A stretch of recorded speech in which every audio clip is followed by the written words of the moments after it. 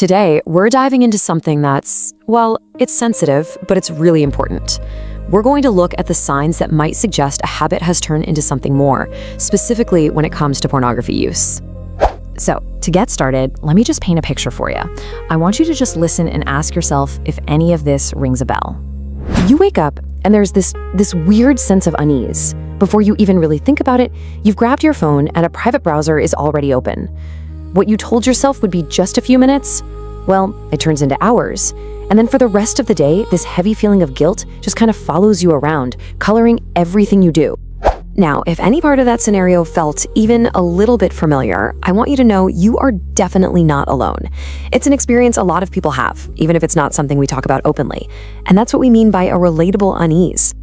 So the whole point of this explainer today is pretty simple. It's just to shed some light on the signs. This isn't about passing judgment at all. It's because just understanding these patterns, that's the crucial first step to figuring things out. It's all about awareness, not blame. Okay, so what's actually going on inside our heads to create such a powerful craving? Well, the science of addiction shows us there's a pretty powerful biological process happening. The first big sign is something called compulsive consumption. And we're not talking about just a casual habit here. This is an urge that feels, well, uncontrollable. It can feel like you're trapped in a loop where your thoughts are just consumed by it, and you're always on the hunt for that next fix to quiet a craving that never really seems to fade. And you know, that's not just a feeling. There's real neuroscience behind it. Research from Dr. Valerie Vaughn shows that heavy consumption can literally change the pathways in your brain, creating patterns that look a lot like what we see in other addictions. The second sign is something called increased tolerance.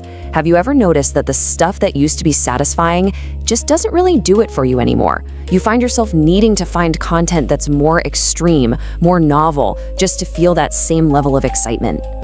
This chart really shows you what that escalation looks like. You can see right there how the need for a stronger stimulus just climbs and climbs, from initial use to heavy use. According to sociologist Dr. Gail Deans, this happens because all that exposure kind of desensitizes the brain. It's a classic sign of tolerance building up. And what happens when you try to cut back or stop? Well, that brings us to the third sign, withdrawal. As neuroscientist Dr. Judith Grizzle explains, the brain gets hooked on that dopamine hit from porn. So when you take it away, it can kind of revolt. And that can lead to things like intense anxiety, feeling irritable, restless, even physical cravings. So we've talked about that internal battle. Now let's look at how this can spill over and start disrupting your actual day-to-day life. The fourth sign is when it starts seriously interfering with daily life. You know, do you find yourself neglecting your job, or maybe skipping out on social stuff, or putting your own goals on the back burner? This chart shows it perfectly. That slice of time and energy spent on porn just starts to eat up everything else, leaving you feeling kind of empty in other parts of your life. And here's the really crucial point. Therapist Dr. Kevin Skinner says that when the habit starts to get in the way of your ability to function and handle your responsibilities, that is a crystal clear sign that it might be time to look for some support. And this flows right into our fifth sign, escalating consequences. It's like a ripple effect.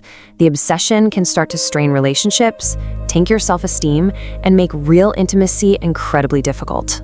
Psychotherapist Dr. Paula Hall really emphasizes that facing these consequences is a vital step. It can often feel like you're caught in this unbreakable cycle. So let's take a look at the behavioral loop that can make this feel so powerful and honestly so hard to escape. The sixth sign is failed attempts to quit. You might have this really strong, genuine desire to stop, or at least cut back. But every time you try, you're hit with these overwhelming urges and that feeling of defeat. Dr. Mark Griffiths, an expert on behavioral addiction, says this very struggle, knowing the downsides but not being able to stop, is a classic hallmark of addiction. The seventh sign is preoccupation. This is when your mind just becomes completely consumed by thoughts about it, constantly planning that next time you can watch. And when you're that preoccupied, everything else just has to take a back seat.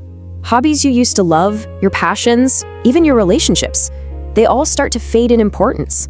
Psychotherapist Dr. Marian Layden points out that this loss of interest in the rest of your life is a very serious warning sign. Okay, we have explored some really challenging signs here. So now let's pivot. Let's talk about finding a way out of that cycle, because there is always a path forward. And our source material makes this powerful point. No matter how deep in the struggle you might feel, it is so important to hold on to this truth. Healing and recovery are absolutely possible. Acknowledging that some of these signs resonate with you, that's not a moment of defeat. It's actually a moment of power. Recognizing the pattern is the single most important first step you can take to start making positive changes in your life. And the best part, you do not have to walk that path alone. There is so much support available. Reaching out to a professional counselor you can trust, a therapist who specializes in this stuff, or even a support group can give you the tools and guidance you need. So, we're gonna end with this question. And it's not for us to answer, it's for you to think about. Based on everything we've just talked about, what is the very first step, no matter how small it seems, that you can take today?